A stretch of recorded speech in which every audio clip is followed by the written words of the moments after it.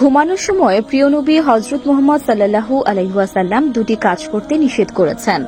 আমরা জানি না আমরা সকালে ঘুম থেকে জাগব কিনা, তবে প্রিয় নবী তার উম্মতের জন্য ঘুমানোর সময় দুটি কাজ করতে নিষিদ্ধ করেছেন এবং সেই নিষিদ্ধ কাজ দুটি প্রিয় নবী কেন নিষিদ্ধ করেছেন তার প্রমাণ দিয়েছে আধুনিক বিজ্ঞান। সুবহানাল্লাহ। কে কোন জায়গা থেকে ভিডিওটি দেখছেন অবশ্যই কমেন্ট করে জানাবেন, কারণ শুধু মুসলিম হিসেবে নয়, প্রত্যেকটা মানুষেরই উচিত ঘুমানোর সময় এই দুটি কাজ থেকে বিরত থাকা।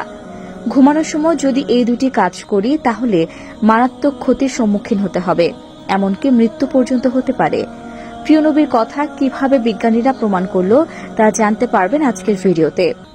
আপনি যদি মুসলিম হয়ে থাকেন তাহলে ভিডিওটি অবশ্যই দেখবেন এবং শেয়ার করে প্রিয় নবীর হাদিসটি সবার কাছে পৌঁছে দেবেন, কারণ আপনার মাধ্যমে যদি কেউ কোনো ভালো কাজ সম্পর্কে জানতে পারে এবং তা পালন করে, তার জন্য আপনি প্রিয় নবীর একজন প্রিয় উম্মত হয়ে উঠতে পারবেন।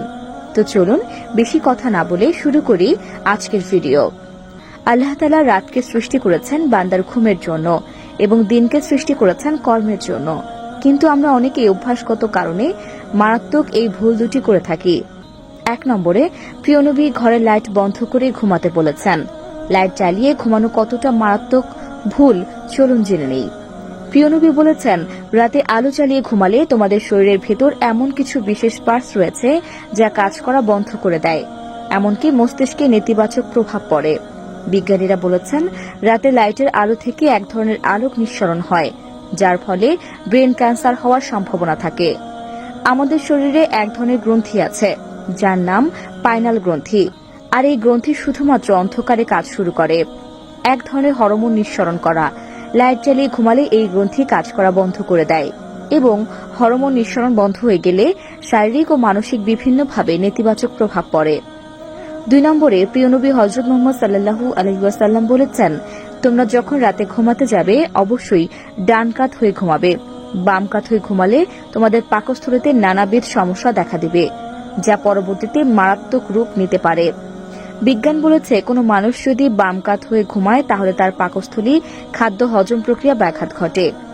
পাকস্থলী যেহেতু বাম দিকে বাঁকানো, তাই কেউ যদি বাম দিকে শুয়ে থাকে তাহলে তার খাবার এক জায়গায় জড়ো হয়ে থাকে, যা তার পাকস্থলীতে পুরোপুরিভাবে সচল থাকতে পারে না।